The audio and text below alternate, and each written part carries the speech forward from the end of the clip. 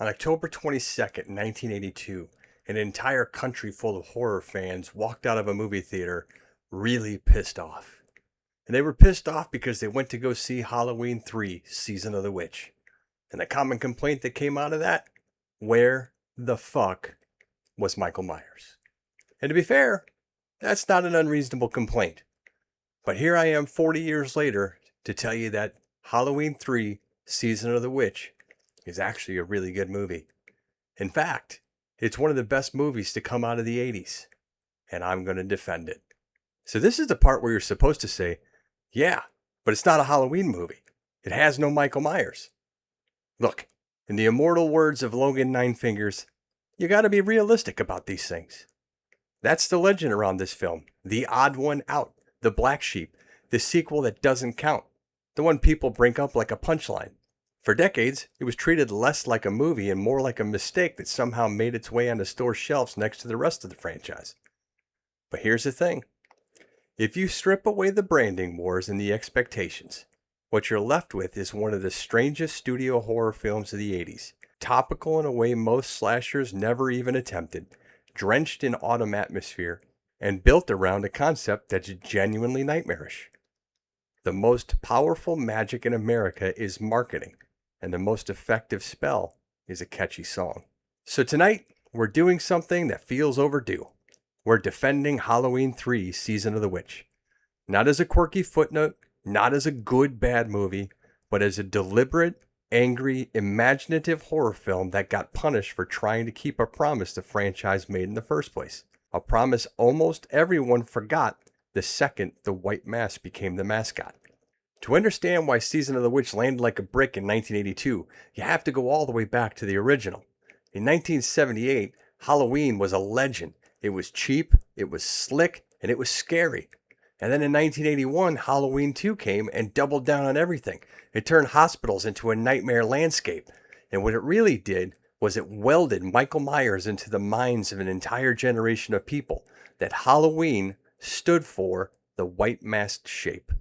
So when Halloween 3 arrives, audience don't come in thinking, I wonder what new Halloween-themed horror story they're telling. They come in thinking, where's Michael? They came in primed for a specific experience, the shape, the theme music, the knife, the stalking, the catharsis of a final showdown, Dr. Loomis. Franchise logic had already set in, even though the franchise was barely a franchise yet.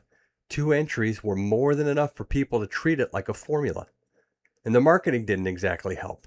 The title said Halloween, but the film itself is a hard left turn into conspiracy, science, fantasy, folk horror with a poisoned corporate bad guy. That's not a gentle pivot. Audiences felt like the rug had been pulled out from under them. 1982 was also the height of the slasher boom. Friday the 13th was already on its 3rd sequel, and they were just bringing out the hockey mask and creating a legendary icon. Copycats flooded theaters. All the major studios wanted their own killer icon. They were creating brands. Freddy, Jason, Michael were becoming the reason to buy a ticket. Then Halloween 3 shows up and producer John Carpenter says, actually, I'm not a fan of this iconography.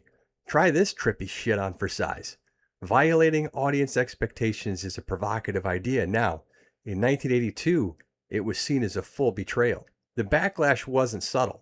People booed. Critics pounced. Word of mouth turned toxic. No Michael Myers wasn't just a complaint. It became the only thing that mattered to anyone who saw this movie. Like the film had failed some unseen secret handshake. And that reaction hardened into a kind of inherited opinion. Decades of viewers were told what to think before they ever pressed play. This is the bad one. Don't waste your time. But this movie didn't fail because it was incompetent. It failed because it tried to redefine what a Hollywood sequel could be at the exact moment audiences wanted sequels to be the safest, most familiar thing on the marquee. It's the classic mismatch between a creative pivot and a consumer expectation. And if you're going to make a horror film about consumer expectations, what better curse could it suffer than being consumed by its own branding? What got rejected really wasn't just the movie. It was an idea that Halloween could mean a scary story that happens around Halloween, instead of a story about one specific masked man. And that idea didn't die because it was wrong. It died because the audience, the market, and the moment didn't allow it to live. So here's a piece that kind of gets lost in history. John Carpenter and Deborah Hill did not envision Halloween to be about the shape. They did that because the first one was so successful that they made a sequel. But they originally envisioned it as being a Halloween anthology series, one where they would tell a different scary story, and Halloween was the connective tissue that held it all together. Repeating Michael forever would either deflate him into routine or force the movies into being bigger and bigger spectacles just to stay relevant. And the subsequent sequels and remakes have made Michael into more of a punchline than into a terror. Plus, it kills the mystery. The more they explain about him, the less he feels like a nightmare.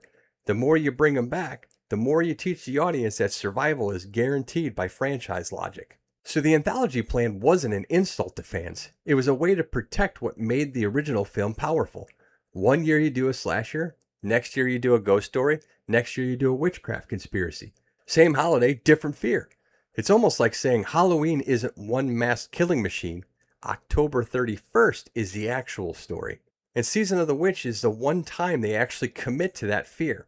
It's the experiment where the series stops being a slasher movie and starts being a theme. What scares us about October 31st? About tradition, about masks, about children, about the way we celebrate and the way we're scared while we celebrate. The decision to move away from Michael Myers wasn't a random act of sabotage. It was a deliberate attempt to keep the franchise from calcifying too early. It was Carpenter and Hill trying to outsmart the sequel machine by making something different every time. So the criticism, it has no Michael Myers, is not in itself a critique of quality. It's a critique of expectation, a violated expectation. It's the audience reviewing the movie they wanted, not the movie that exists. If you judge Season of the Witch as Michael Myers Part 3, it's obviously going to be seen as cinematic shit, because it isn't that movie. But if you judge it as Season of the Witch, a Halloween horror tale designed to be unsettling in a completely different way, it becomes something kind of cool. The production story of Halloween 3 is kind of a mixed bag of intentions versus expectations.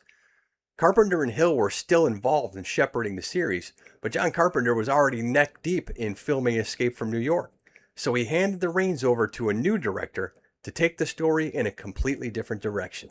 Tommy Lee Wallace stepped into the director's chair. Wallace was already in Carpenter's inner circle, working as a production designer and editor on the original Halloween in the Fog. Season of the Witch goes all in on the new concept, a modern conspiracy rooted in ancient ritual, delivered via corporate manufacturing and broadcast television.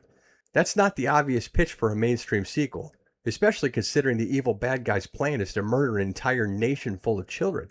But it got pushed through on the power of Carpenter and Hill. Wallace makes the movie look slicker than you might expect for something that got written off as a failed sequel. It's packed with memorable imagery, the uncanny valley of small-town people being fake nice, the harsh glow of TV screens in dark rooms. It's an 80s film that uses small-town feel to create dread, not unlike how Carpenter used the town of Sutter Kane to such great effect for In the Mouth of Madness. Carpenter's musical fingerprint is all over this, but it's not the 1978 piano theme for the original. It's colder, more electronic, more menacing. It's hard to top the original Halloween's theme, but this movie comes really close. There's just something about it that I love. Unfortunately, the movie's release is where the wheels came off. The title still carried the franchise promise, and audiences still wanted more Michael Myers. And the movie arrives not as a spin-off with a clear disclaimer, but as the official Part 3, which means it doesn't matter how well it plays on its own terms. People are grading it against what came before. And the response was hostile, and Hollywood took the easiest lesson. Anthologies do not work. Not we market it wrong. Not we trained audiences to expect a slasher and then gave them a druid conspiracy horror. The lesson became bring back Michael. And of course they did.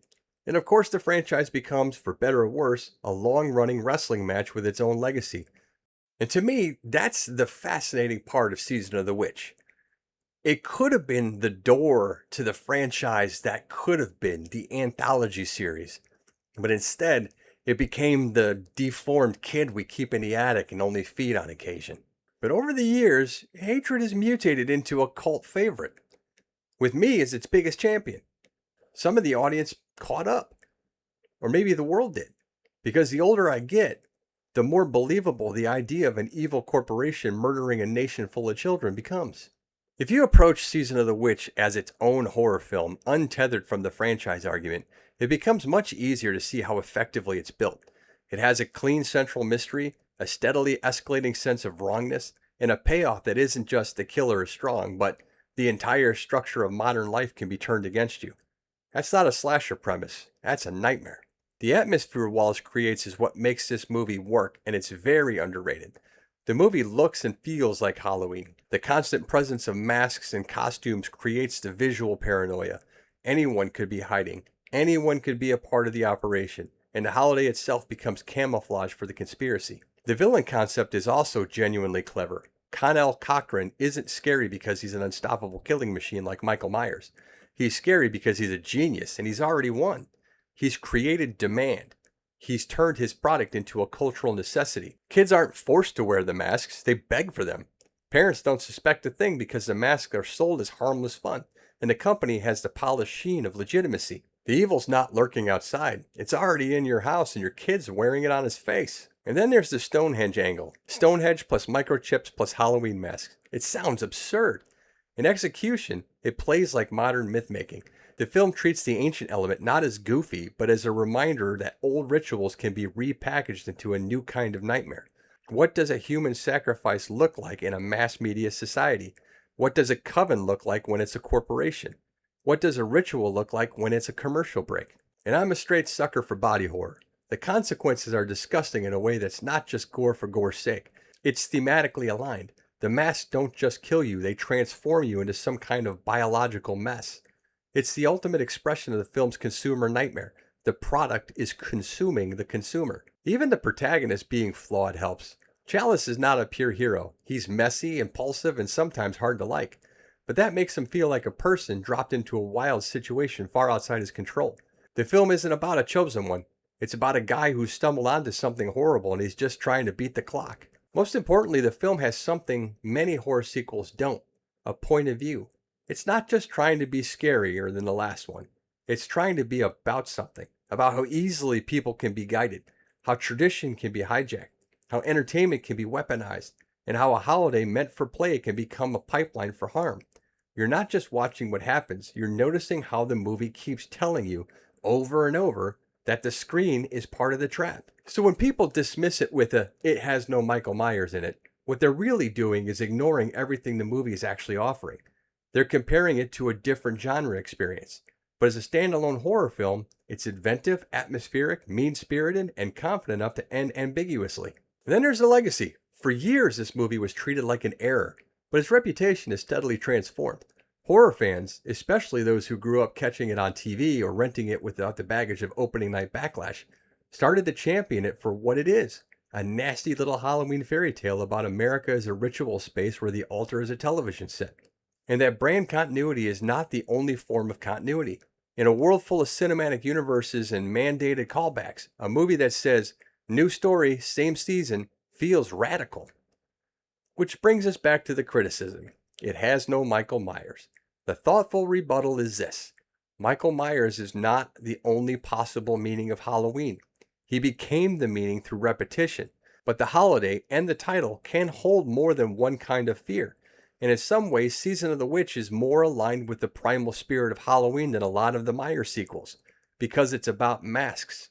The irony is that people wanted a movie about a mask, but they rejected a movie that made the mask the main horror idea. So here's my defense of Halloween 3's Season of the Witch.